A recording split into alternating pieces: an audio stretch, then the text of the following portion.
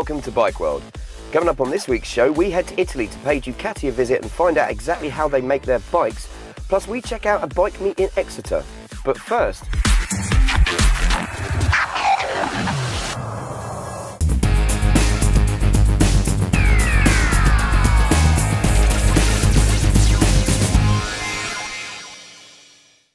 Welcome to Geared Up, the section of the show where we check out the latest biking gear, gadgets and innovations from the shelves here at J&S Accessories. Now, with the race season fully underway, we thought it'd be a good time to take a look at a range of one-piece leathers in case you wanted to actually head out on track and emulate your idols. There are a few key things to consider when you're choosing your own one-piece race suit, and one of the key ones is the actual type of leather it's made from, and this can make a huge difference, not only to the comfort and the fit and the breathability of the suit itself, but also to the protection it offers you. And if you're in any doubt about the difference that the type of leather and thickness can make, check out this clip from when we visited the Furigan factory in France. Now, the abrasion test is important because it shows how quickly the material will wear away, exposing your skin.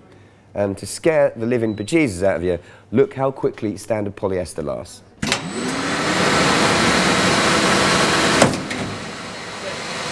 Just 0.05 seconds, and that's only at 30 kilometers an hour, and that's not hitting with a huge impact either. Compare that to Furigan's top level of protection, which is leather with a patented material protecting it. This lasts up to 7 seconds, which compared to 0.05 seconds is 140 times improvement. But I think you can see from these tests just how important it is to make sure you're wearing some good, decent gear. On top of that, you need to look at the type of stitching used on the suit, the kind of protection it offers, and one of the key elements that a lot of people overlook is how it fits. You really need your race suit to be super tight. And no, it's not just because we all like the feel of leather on our naked skin, it's because in a crash, any loose material can cause friction, and this is your worst nightmare. That is what causes riders to flip over and therefore break bones in a crash situation. But of course, you also need to feel comfortable, so it's about finding a balance. There's no point having all the best protection in the world if you're so uncomfortable on the bike you can't actually ride it.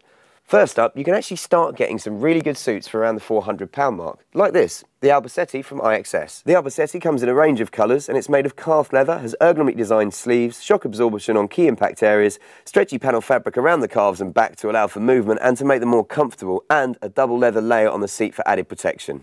Riders that wear this suit on track include Randy Krummenacker and Dominic Agata in Moto 2, and the best thing about this suit is it normally retails for £499, but at J&S Accessories they've currently got £100 off and it's just 400 quid. Sticking at the £400 mark, you have this, the BKS Tiger suit. It's got a bit more of a matte finish, it's got 1.4 to 1.6mm leather throughout, triple and quadruple stitching in the essential areas and double stitching everywhere else. It has full CE approved protection from our friends at Knox. It's got a speed hump, Kevlar stretch panels for comfort, fit and strength, and an Airtex breathable liner. Now, this really is a good quality suit for just £400, and being BKS, it's a British company steeped in tradition, and they've had success with such riders as Carl Fogarty, Neil Hodgson and James Townsend in the past. The final suit for around the £400 mark is this, the RST TrackTech Evo. It's definitely got more of a racing and track focused edge to it, and it also has some pretty cool features. For instance, it incorporates a level 1 back protector and external shoulder sliders. It's also got a race hump, new dual compound knee sliders, CE approved armour in all the right places and 4-way stretch panels for comfort. It's also stitched with bonded nylon for extra strength, and I think it looks pretty cool. Plus, it's got the added advantage of being very popular in the BSB paddocks, and you'll see riders such as Josh Brooks, Stuart Easton and Chris Walker, to name but a few, wearing this. If you've got a bit more cash in the bank, for £599 you can get this, the Arlen Ness LS1 9811, which has been worn and developed over the years by riders such as Scott Redding and Yoni Hernandez, and has some really nice touches. It's made from thick cow leather with all the usual protection, but it also has a Velcro pouch to incorporate a chest protector. Plus, it has a really grippy material on the inner thigh, which help you grip the tank when leaning off. It's also got a built-in speed hump, elbow, shoulders and knee sliders and added tailbone protection. Next up is a suit I actually wear, along with such luminaries as Tito Rabat, the Lowe's twins and Johan Zarco, and this is it, the Furigan FRS Prime, which will set you back around £550 depending on where you shop. It's made from 1.4mm Brazilian cowhide, which has the added advantage of being water resistant, plus it's got removable and washable mesh lining, sliders about everywhere you possibly want them, and of course Furigan's patented system for protection, including their awesome D30 armour, which we discovered absolutely rocks. And that really is incredible stuff, the D30, because as we saw when we went to Marseille at the actual Furigan factory, it's soft to the touch yet hardens on impact. It's a proper intelligent material, and having seen all the research and development that has gone into the suit, well, it's the reason that me and Susie love them and wear them all the time. Now coming in at £699, you have this, the Alpine Stars GP Pro. Made from 1.3mm full grain leather, it's got perforated front leather panels, a back hump, loads of stretch panels, removable mesh lining, CE certified shoulder, knee, elbow and shin protectors, and areas for the Alpine Stars Bionic back protector and chest protector. The GP Pro is also one of the most recognisable race suits from around the world of racing, because you get to see people like Jorge Lorenzo, Danny Pedrosa and Marc Marquez wearing it in MotoGP, and our very own Shane Shaky Byrne in BSB. Now, what about if money is no object? One of the biggest innovations in race suit technology over the last few years has been airbag technology, and one of the biggest pioneers of this has been Dainese with their D-Air race suit. The suit itself uses 3 gyroscopes and a number of sensors to detect when you're in a crash, and it can do that within 15 milliseconds, and it can then deploy the airbag within 30 milliseconds, meaning 45 milliseconds after you've had an accident, your airbag will be deployed and you'll be fully protected. And as an added bonus, the GPS technology in this suit actually means it can be used as a data logger, recording track times, track position, when you're on the throttle and off the gas, and everything else you'd need to know. Now, this suit off the shelf will cost you £2,500, and if you're worried about the cost of having it refilled every time the airbag goes off, you can take out a 2-year warranty, which means Dainese will do this for free for you. So there you have it, a nice range of one-piece leathers to protect you when you're out on track, whatever your budget.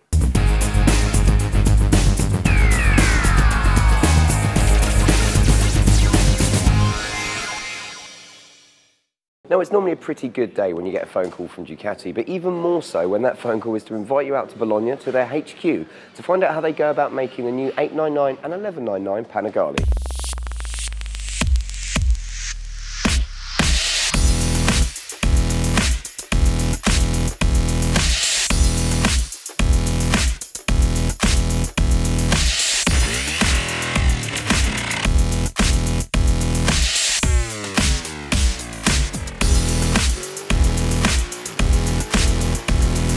So the day started off with a quick tour around the factory, which was pretty impressive.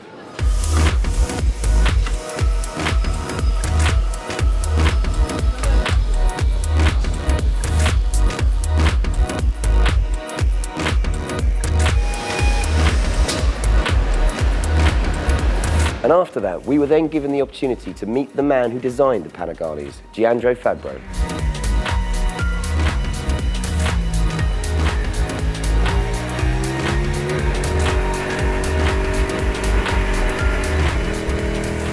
Thank you for letting us come in today. Now, the Panigale, what a machine. It is beautiful. You designed that.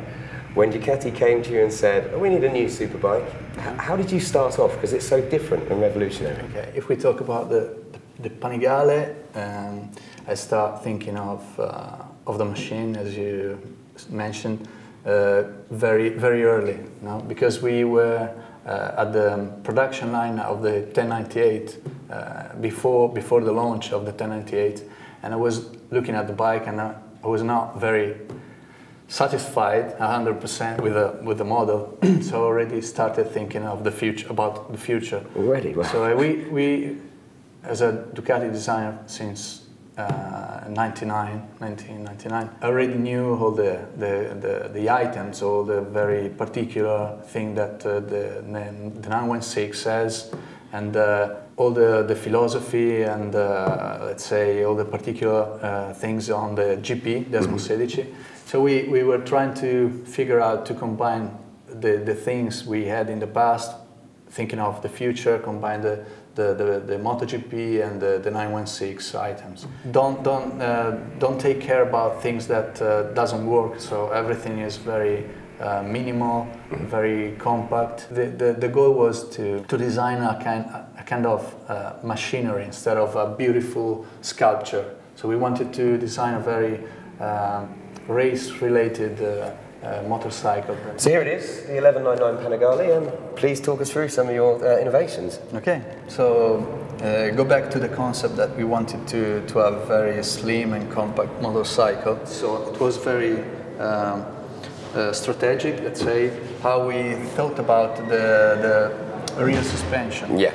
A lot of people ask why we moved the suspension in this, let's say, kind of fancy position. Yeah. But that was very useful and strategic to us in order to have a very slim and compact tailpiece and rear subframe. Yeah. Because otherwise, if the spring were in the let's say, traditional position, we were in a trouble with the structure itself. Yeah. But also to have a more room, a more possibility to develop the pipe, yes. the pipe route. And also, because we wanted to have a very compact exhaust, then a classical shock would be a very, a big problem. Yeah, it'd be in the way, definitely. Yeah, you can say that the front cowling, the front fairing is very small, and we know that racing motorcycles have a very big cowling in order to protect that. We were very fascinated about 250 GP bikes and so a very small, compact, very narrow shape very of the small profile. If you mean, So we forgot a little bit about the purpose and a racetrack a race purpose. Yeah. So we went to a very compact fairing.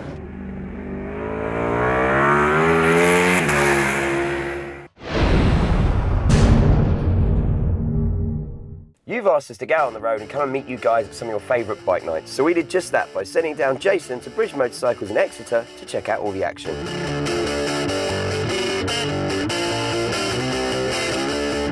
Now don't you worry about a thing, it's just a bad dream, mama. So let's get ourselves together and roll. I'm just a mean machine, so tight and skinny, and my hands are clean. If you want to come, then you can spend my money. I've got a sense, you're a man. Sophisticated, so LA. Don't try to be too smart, you might just find him it's the best. But I'm here right now, I want to be your monkey.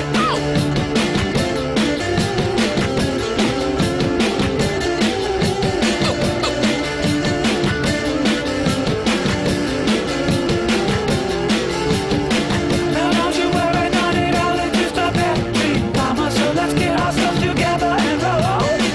I'm just a mean machine, so tight and skinny, and my hands are clean. If you want to come, then you can spend my money. I've got a 6 cents, you're a man eating woman, so sophisticated, so LA. Don't try to be too smart, you might just find you miss the best. But I'm here right now, I want to be your monkey. I'm here right now, it's time to love your monkey. I'm here right now, I want to be your monkey. I'm here right now, why don't you love your monkey? Ooh.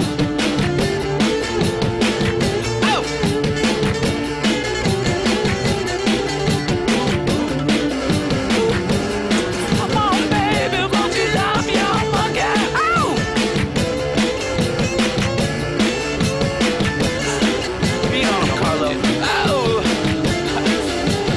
Beat on him. I'm here right now, it's time to love your monkey. I'm here right now, I want to be your monkey.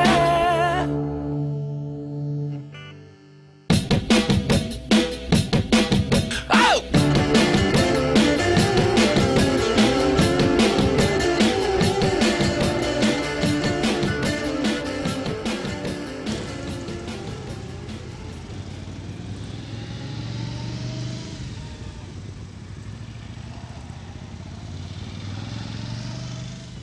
So finally it was time to head down to the factory floor to see where they actually make the bikes and put them together. And the area where they make the Panigales is, well, rather special, and here's why. Now, what makes the Panigale production area a little bit different and rather special is that instead of a traditional production line where you have the engine moving along a series of stations with one person working on each individual bit, they do it rather differently. They've adopted a Japanese philosophy where one person manages the whole process of building the engine from start to finish. Now, one of the coolest things, and probably something that surprised me the most, was the fact that the engine actually turns up in a box with all the individual parts, screws and bolts in a specific place. And my OCD brain loves this, not only because it is incredibly tidy and quite easy to manage by the looks of it, but also it means if you get to the end of the process and you have some parts left over, well, you've done something wrong. So the way this process works is that each technician actually digitally signs in for each engine, and he is then responsible for the build of that engine from the complete process from start to finish. But it's not just the engine and the technician that are tracked digitally. Every single measurement and specific thing on this engine is. For instance, they have Bluetooth torque wrenches that not only allow the worker to see when they found the optimum torque setting for each nut and bolt when it's already pre-programmed in,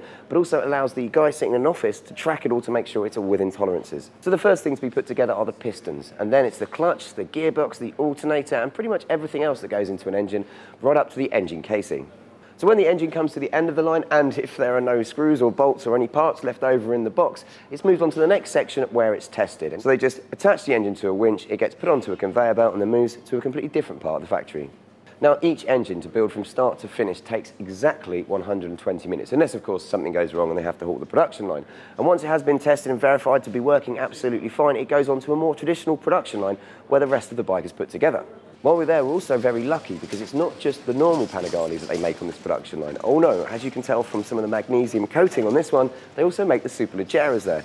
About, I believe, one a day for the 500 limited run that they're doing. So on the next production line, in goes all the major components you're familiar with on a bike. For instance, the brakes, suspension, exhaust, wheels, switchgear, and even the tyres.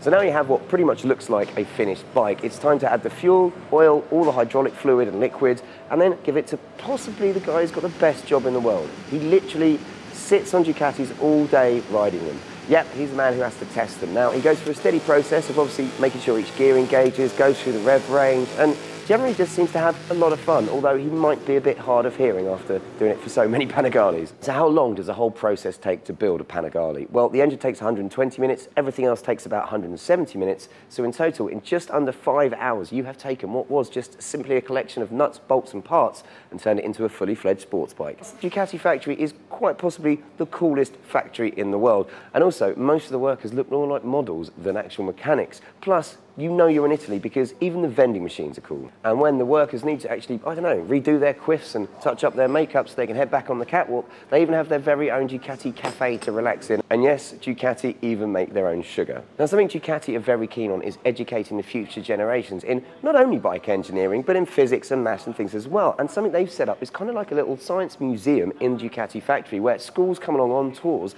and the children are encouraged to not only find out about how bikes are made and the engineering behind it, but also allowed to play and fiddle with engines and things like that to make it a little bit more exciting. And you'll also catch loads of these kids walking around the museum, which has to be one of the coolest places in the factory. Now, what I love about the museum as well is it showcases Ducati's full history, from a company that used to make tiny little cameras and automated calculators through to a company that has become one of the most prestigious bike marques on the planet. And of course, there are one or two nice bikes there as well. Everything from Ducati's first ever engine, which was something you attached to a push bike, believe it or not, right the way through to Rossi's GP13 from last year. And there's so much racing history on display, like Paul Smart's Imola-winning 750 racer or Mike Howard's 1978 TT winning bike. Plus, you've also got the championship-winning bikes in there from Checker, Foggy, Toseland, Hodgson, and every race win from every category that Ducati have actually won and entered is listed on the walls. Now, obviously, we've been very lucky to have pretty much unlimited access to the factory this morning for our factory visit and tour, but there's one door in the Ducati headquarters which is always shut to mere mortals, and that is the door to Ducati Corsa, the racing division. But luckily, I've managed to blag a pass. Check this out. Hi, Julian. Hello, Luke. How are you doing? Very well. Thank you so much for having me. Come on into the Ducati Corsa corridor, basically, and that's as far as you're going to go. Is this it? This is it, more or less. Right, because it's all secret everywhere now, isn't it? Well, yeah. more or less, yeah. Yeah, there's wizards and stuff making magic things. We have a few offices here on the left and right. There are a few meetings going on, obviously. Can we go in there? No, not that one at the moment. Sorry about that. No. And there's a electronic systems meeting going on here. And of course, there's the room of the general manager, Mr. Luigi Dall'Igna, who came on board this year. That's right. Yeah. And there we go. Can't film him. Can't film him. And then we have offices for marketing and communication. Let's not forget, of course, the Ducati MotoGP project manager's office here. So all sorts of things going on at the moment. Now, it would be a bit rubbish of us if we went all the way to Ducati HQ in Bologna and didn't have a chat, or at least try and hunt down Paolo Ciabatti, the head of the Ducati Corsa Racing division. And I managed to grab him for a really exclusive little chat after they'd returned from the Circuit of the Americas in Austin. Paolo, first up, congratulations for the result of the Circuit of Americas. Obviously, first podium since 2012. How satisfying was that? Well, actually, we were very happy that we have been going through a few difficult years in racing at Ducati. So for us, it's the sign that the work we've been doing is now paying back. This GP14 has shown a lot more potential early on than, as you say, than in the last few years. Yeah, you know, this bike actually was basically designed last year on the experience of a GP13, and when Gigi Dall'Igna joined in November, obviously the project was already almost finished, established, but Gigi brought some ideas, some new features which have been included in the bike, And already in the winter testing in Sepang 1, Sepang 2 and Phillip Island, we are quite happy about the results. You've got a new rider this year with Cal Crutchlow. I think it was evidence that Dovi has definitely learned to ride the bike. And how do you think Cal will do riding the e-bike? I think Cal will do good. Obviously, the Ducati is a different bike, and I think it's easier for a rider like Dovi, who has been riding a non-competitive Ducati last year, to feel the improvements of a GP14. We're confident he will be there fighting with Dovi and Iannone, and hopefully even with the other guys which are ahead of us at the moment very soon. Paolo, thank you so much for your time today. I know how busy you are. We really appreciate you letting us into the hallowed Ducati Cortera, but we know we're not allowed to film anything, anywhere. None of the meetings, none of the offices. It's all secret, isn't it? Well, you know, it's an area where a lot of things are going on also, so I hope you understand and you appreciate that it's a kind of secret area, and we want to keep it as confidential as possible. So no taking photos and sending them to Livio, suppose? No, well, maybe not. Now, probably the most asked question I had when people found out we were going to Ducati HQ in Bologna was, can you find out any information on the much-rumoured Ducati Scrambler, or even get some pics? Now, we searched high and low in the factory and asked everyone we saw, and we didn't find anything. But in the best tradition of biking media, we got our team of crack expert graphic designers to knock up what we think it might look like. Maybe. Kinda. That's it for this week's show. As always, if you want to stay up to date with everything we are doing, you can via Facebook and Twitter. And don't forget to check out bikeworld.co.uk for all the latest news, extra content from the show, and you can even watch full episodes that you might have missed in our on-demand section.